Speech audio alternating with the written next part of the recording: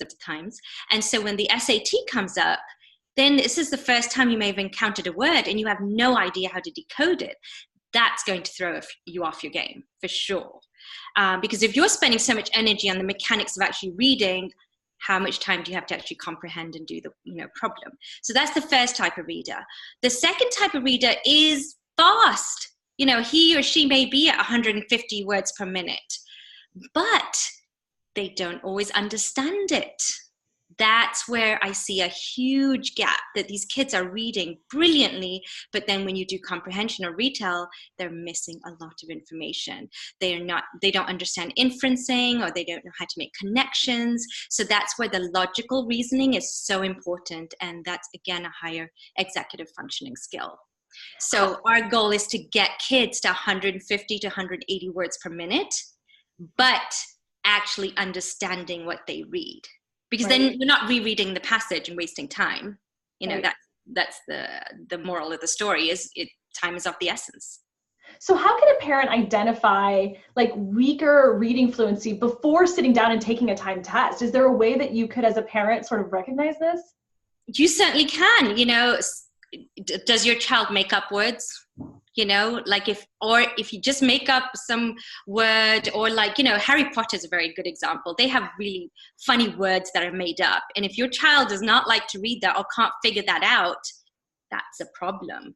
Because a lot of passages may be on science and social studies, and there'll be words they've never heard of. And if they don't know how to decode a word and they're sight readers, that's going to be a huge problem. The other thing to note is building fluency saves you so much time in college. You spend 4 years, 8 years, depending on how long you go, reading so much.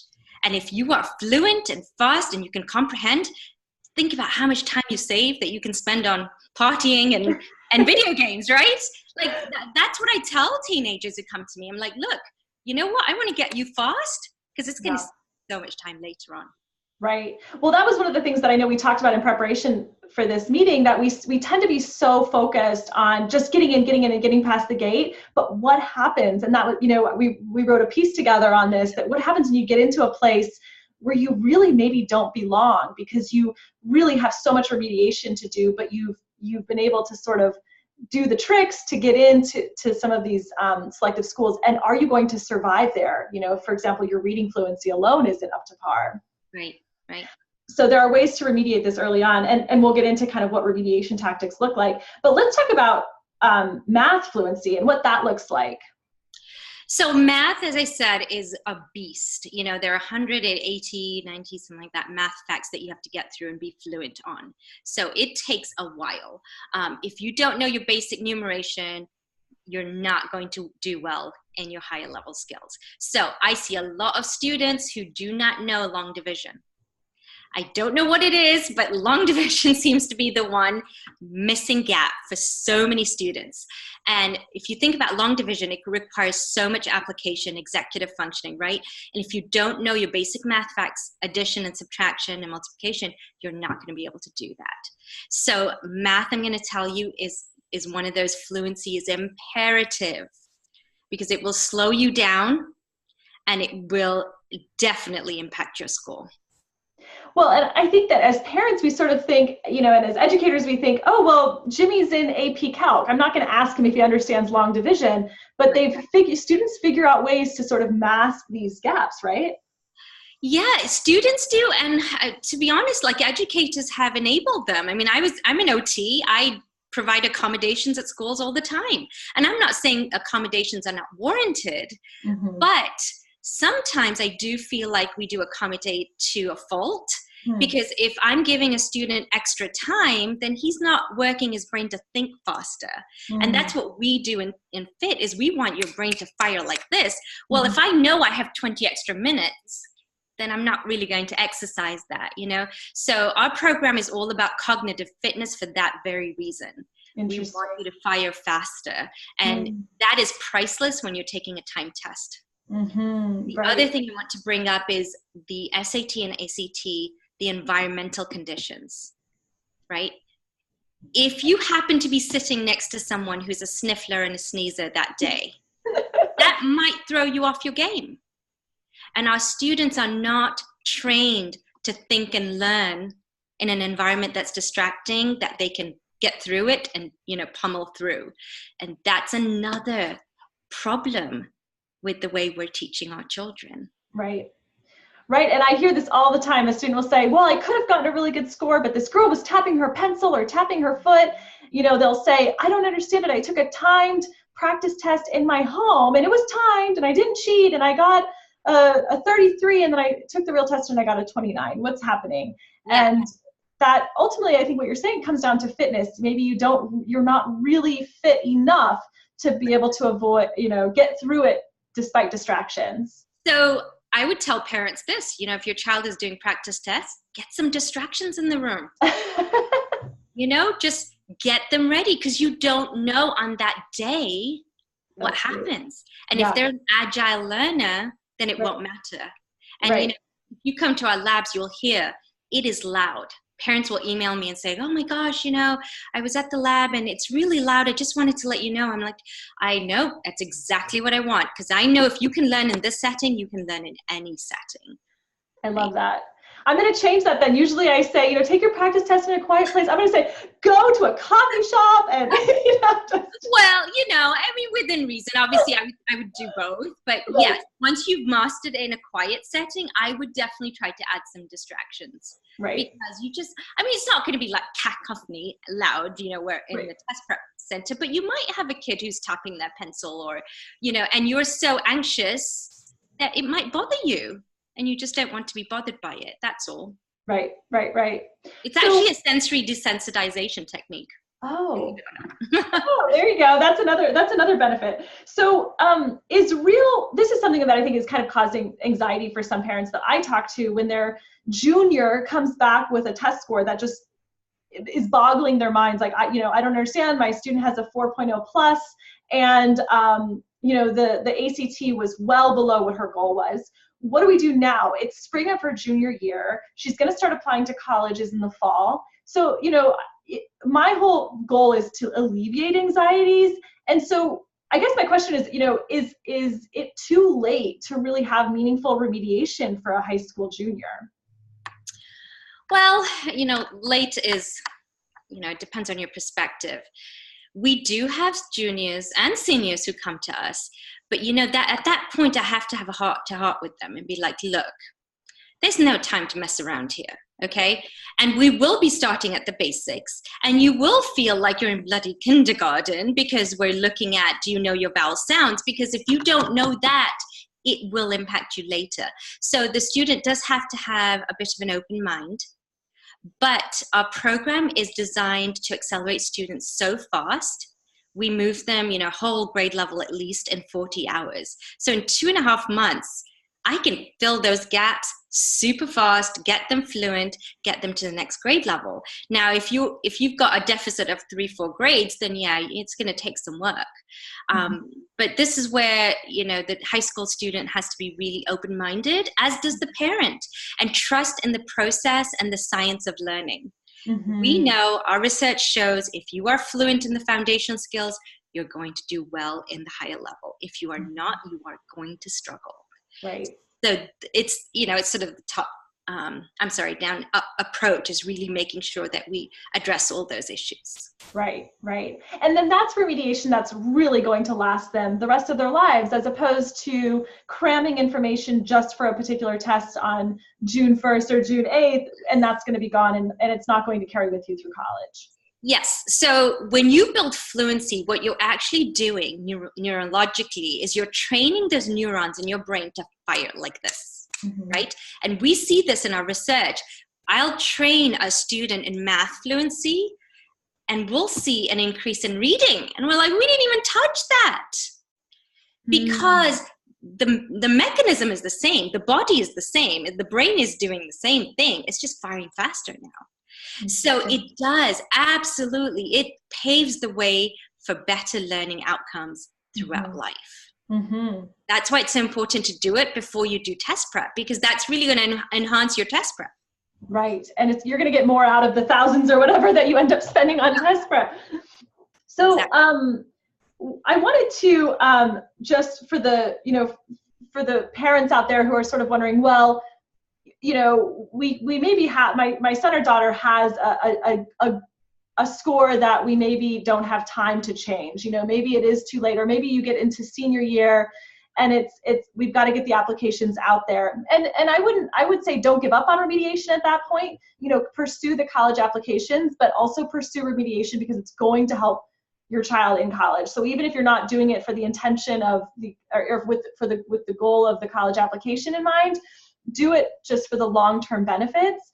But I want to share my screen with you to show you the fairtest.org website, which has become has actually increased. So this is the website with all the schools, the colleges in the US that are test optional or have test optional programs.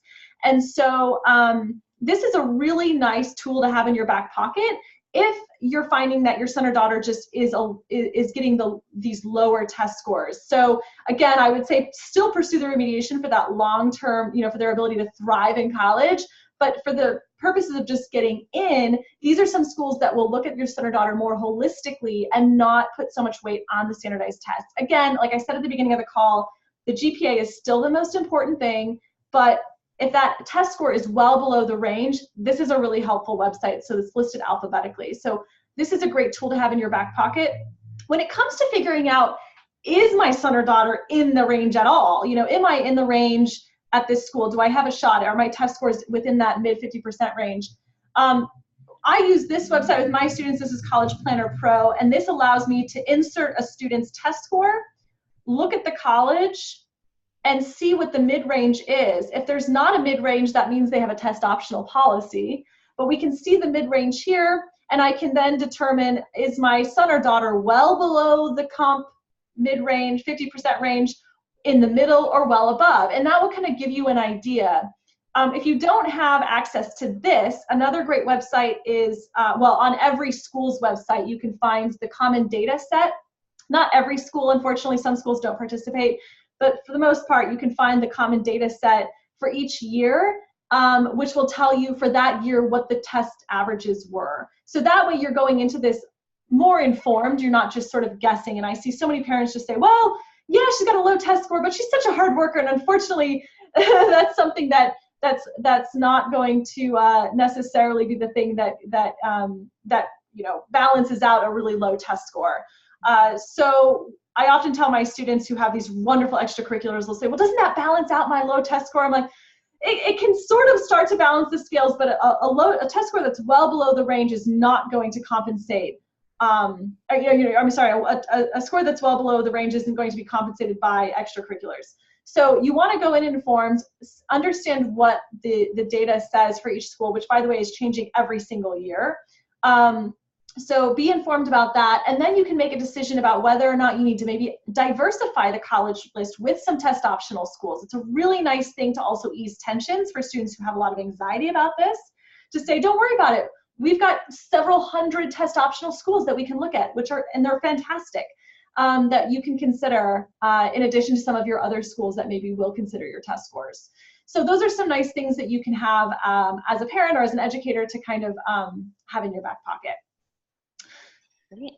So finally, one of the things that comes up, kind of my last point before we get into Q&A, is the real concern, which is merit aid. So getting in is great, but the real thing that I look at is, are my students getting money to go to these colleges? Because nobody should have to pay $70,000 a year. So there are real cutoffs when it comes to scholarships, and oftentimes even test optional schools will require test scores for certain competitive scholarships. So that's where I say it might make more sense for those students who are really going after a tough merit-based scholarship to maybe invest more in first remediation and then test prep to really get to those scores. So I would say focus more on improving the scores for the sake of getting money, not necessarily just for getting in. Mm-hmm. I don't like to tell families to spend a bunch of money on test prep. I'd rather them, if they're going to spend money, spend it on actually learning material that's going to last them a lifetime. But if you are one of those students, or you have a student who, as I said earlier, is sort of at that 29 ACT score or 1350, and it makes sense to invest in test prep to get them over the hump to qualify for aid, I think that makes more sense, and that's a smarter investment if you have a good idea that this is a kid who's going to get some nice scholarships. So I just wanted to add that, to keep that in mind. It's not just about getting through the doors. You want your student to thrive there, and hopefully you can also get some merit aid at the schools that give merit aid. And keep in mind, not every school will give merit aid. So I want to open it up to Q&A. Actually, we're getting started a little bit early. So again, you can type your questions in the chat box, and I'll let you guys get to that, and then I will. Let's see here. I actually have a question, yeah. Alex. So are colleges looking at weighted scores, or? It's a great question. Yeah, so I get that a lot. So colleges are really looking at rigor, your grades in rigorous courses. So whatever that means for your high school. So they're looking at you in the context of your high school. Some high schools don't weight. Some high schools don't rank. Some high schools don't have AP courses. Some high schools have IB courses. So they're looking at you in the context of your school, and they're not going to hold it against you if your high school only had 3 APs that they even offered. Mm-hmm. So they're really looking at, they're going to unweight it and look at it differently, and they're going to give you a score based on, basically they're giving you a score based on what your level of rigor was in the context of your high school. So do you have, again, a 4.0 GPA in a school where most students are not coming above a 3.5? That would mean something, right? That means you're really quite exceptional given the student body that you're in. So they're looking at a lot of different things. Oftentimes they will also unweight for scholarship consideration, and this drives kids crazy. So they'll say, yeah, you're getting in and you're good, but based on your unweighted GPA, you don't meet the scholarship threshold. So that I've seen happen before. So definitely encourage your kids to take the most rigorous courses that are appropriate for them and that are offered at their school. When students max out what's offered at their school, I'll often suggest looking at the local community college. I see this a lot for really exceptional students in math, where they max out of the highest calc offered at their school, and then they'll maybe go into a more advanced math class at the local college. So definitely try to keep pushing your child every year as is appropriate for his or her level. But yeah. Mm-hmm. Okay. Any other questions? See, I'm not seeing any. We're being shy. I guess our group is being, or maybe we just answered everything. But I have, a question for you from sort of the parent perspective. Sure. You were talking about, we kind of talked a little bit about this offline, but it is hard for a kid who's in AP classes at a competitive high school, and they come into fit learning, and they're basically doing 6th grade, 7th grade math. And sort of how do you ease these kids into that? Or what does the conversation look like when you really are remediating stuff? I mean, I know I saw this I mentioned the kid who realized, oh my God, I can't do fractions. Like, what does that conversation look like so that they don't have a complete panic attack?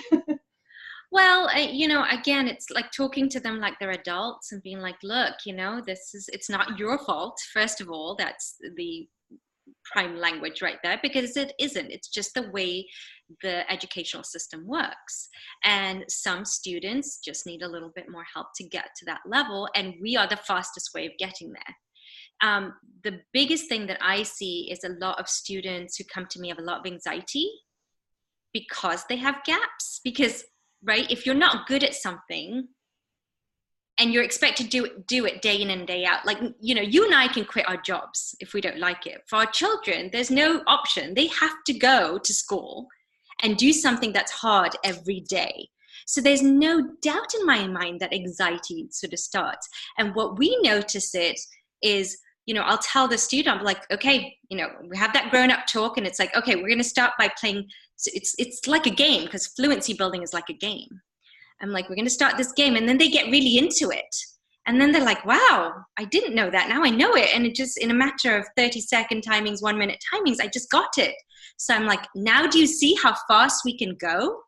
Mm-hmm. And our coaches are trained to go really, really fast. Mm-hmm. And that is that whole subset is what really sells kids when they see their progress so fast. But you Yeah. have to have the adult conversation. And some, unfortunately, high school students are too cool for school, and they just don't fare because they're not ready and open for that. For that realization. I've got a question here in the chat box. How do we determine what is a good math fluency? When seeking a service or a class, what should we be looking for? Well, I think that's the tricky part. What I will tell you, our research has shown your basic math facts, you need to get about 50 per minute if you're writing them. So I'm talking your basic one-digit addition, basic one-digit multiplication. You've got to have that down. If you don't have that, then yes, you have a problem. Also, there's lots of resources online that you can look. They have like speed math, rocket math, all that stuff. You can go and look into it and just test them yourself and go, wow, yeah, you need some help there. Or maybe they're brilliant at it. Addition, multiplication, and then double digits. So you want to make sure they're fluent in double digits because you're going to need that for long division. So do you see how it builds? We also have students who are really good at reading numbers up to 1,000, but then they get lost. Oh, interesting. Yeah. Fluency in that, or fluency in also knowing place value, because that's going to mess up your long division. So these are the component skills that we identify. We're like, okay, if you want to be successful in math, these are the foundational skills you have to be fluent in. Right. And that is one of the things our research shows. The other thing I wanted to point out that nobody does in test prep that I have witnessed, nobody assesses what behaviors are impeding test taking or learning, right? Are you a strong listener? Are you a strong responder? Are you good at sitting still and attending? Like, those are really key component skills for learning and test taking in general. So if your student is not, I would practice that at home or seek outside help to practice that. Yeah. The other subject that we didn't touch on that's unique to the ACT is this science section. The science section just throws these kids off, and it's not real. We're not talking lab science questions, right? This is data analysis, being able to interpret a graph and understand a graph. What sort of competencies does that do those types of questions tap into? Yeah, and we see that all the time. That's your logical reasoning. That is your higher functioning skills, executive functioning skills. So you've got to be fluent in inferencing. You've got to be fluent in making connections. If you don't have those two component skills, it's going to be very difficult to do that. The other area I see a lot is essay writing, generating ideas. It is so difficult. I have a student the other day, and I was like, I want you to tell me what you did on your holiday, or, and just being able to come up with ideas was so difficult. Or connecting things like, tell me, how does this relate to this? How does skiing relate to water skiing? Like, can you make those relationships? And that's really hard. So that's critical thinking and logical reasoning. And they are component skills to that also, surprisingly. We have a whole curriculum for that. That's another thing that nobody else addresses that I've noticed. Well, and the subjects that are not tested on the ACT and SAT are often going to be tested in the AP exams and the subject tests, which the AP exams themselves and the subject tests are not necessarily incredibly important as when it comes to just getting into college. However, some colleges have a testing flexible policy whereby they'll look at a combination of your tests. So for example, if you're at Colorado College or Middlebury and you're applying to one of those schools and you're not thrilled with your ACT or SAT, they will actually consider a combination of your APs and your subject tests and your SAT and ACT. So this is where it's helpful for students to maybe embark on a subject-specific testing journey. And this is where it can also be very uplifting for students who maybe were struggling or are struggling with some of the core competencies tested in the SAT and ACT, but they're really good at US history, and so they can take the US history subject test and really kind of see a boost in their ego there a little bit, which can be helpful. They also are incredibly important for admission to a lot of international schools, like in the UK. So that's where I'll have students take a few of those, at least 3 subject tests for those schools. So that's a way for you to diversify the testing and the types of questions that your student is seeing. And maybe if they are struggling with some of these standard tests like the ACT and SAT, they can have a confidence booster by maybe taking the bio subject test or the Spanish subject test. So I have another thought. Some students, in your experience, do they struggle in interviewing questions? That's interesting. We do some interview prep, and fewer schools are actually doing interviews now. So unfortunately, this is sort of a dying trend. But one of the most common trip ups that I've seen, both in an interview question and also it's a common essay question, is tell us about a time you've failed.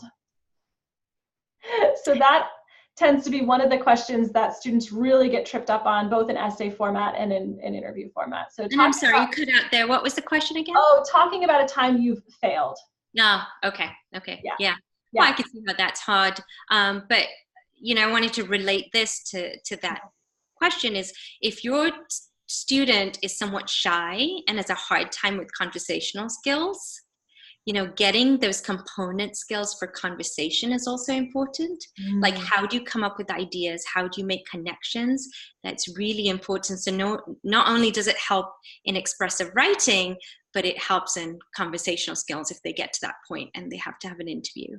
Well, that's a great point. I mean, I definitely see this with a lot of my very logical math science kids. They struggle with these really personal essays. We're working right now with juniors on the Common App essay, and it's a personal essay. And I just got off the call with a very logical thinker, and she was just saying, I have such a hard time talking about personal anecdotes, and it's a very new style of writing for these kids. And it sounds like from what you're saying, that's what colleges are looking for.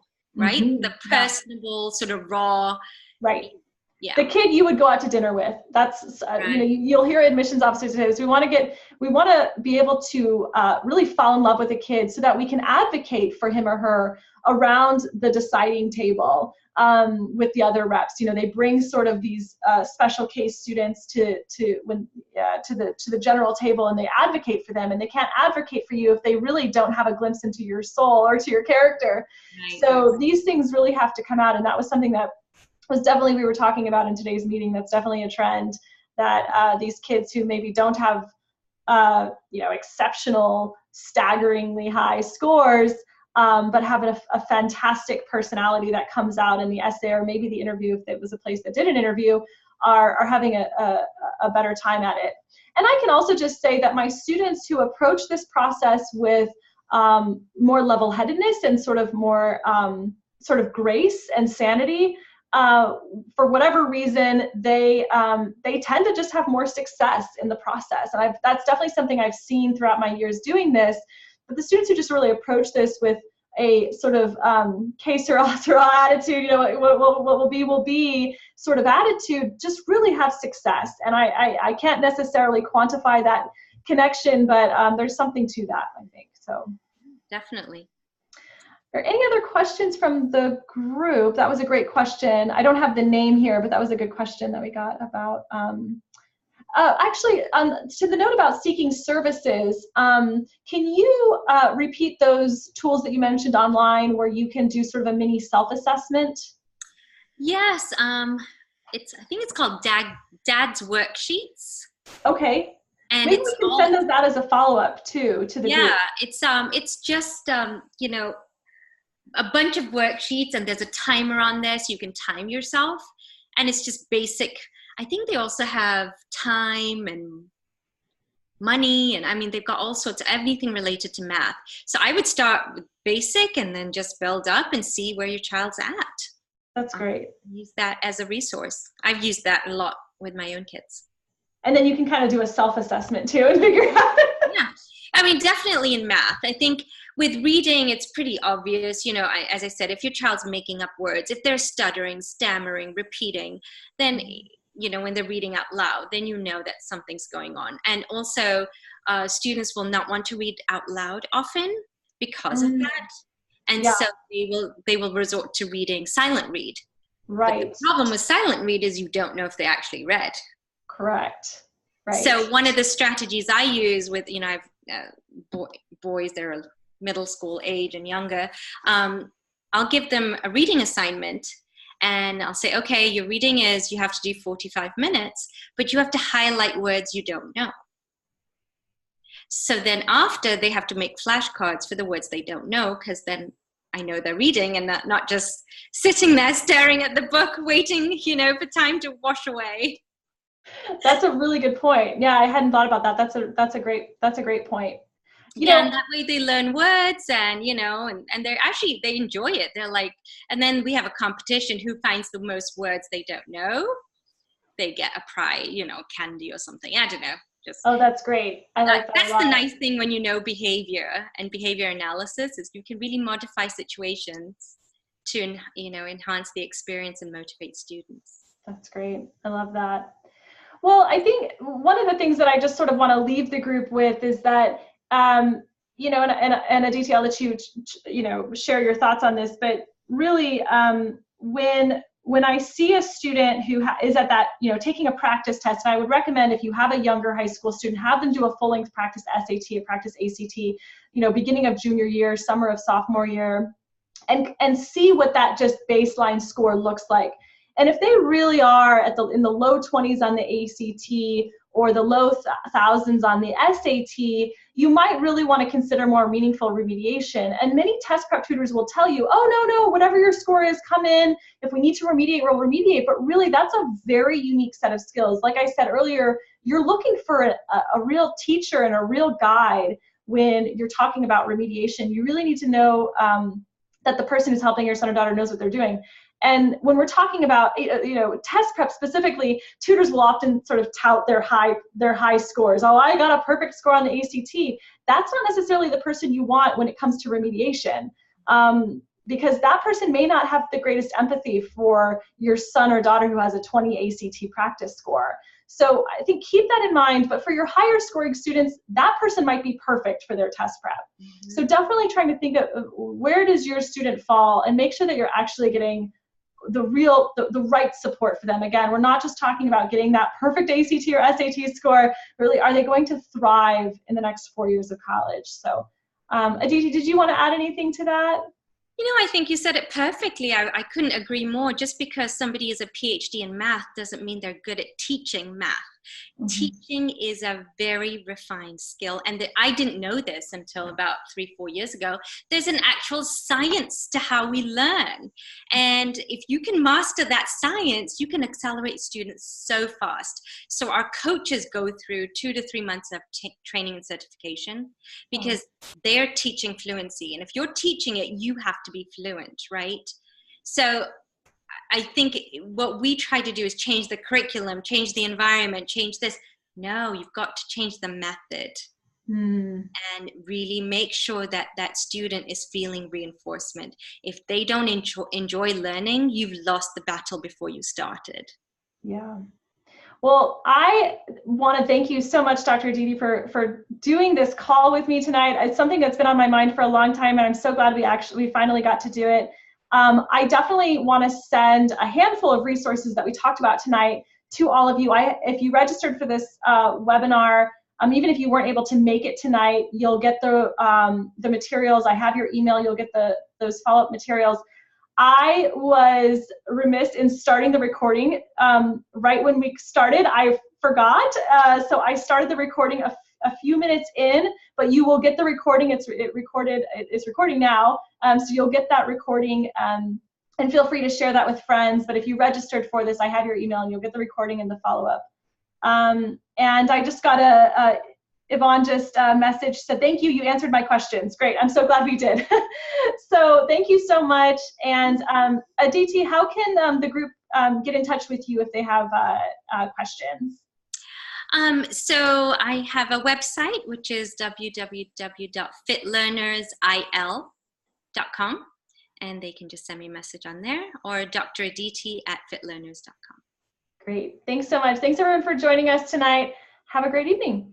You too. Thanks, Alex. Bye-bye. Thanks. Bye.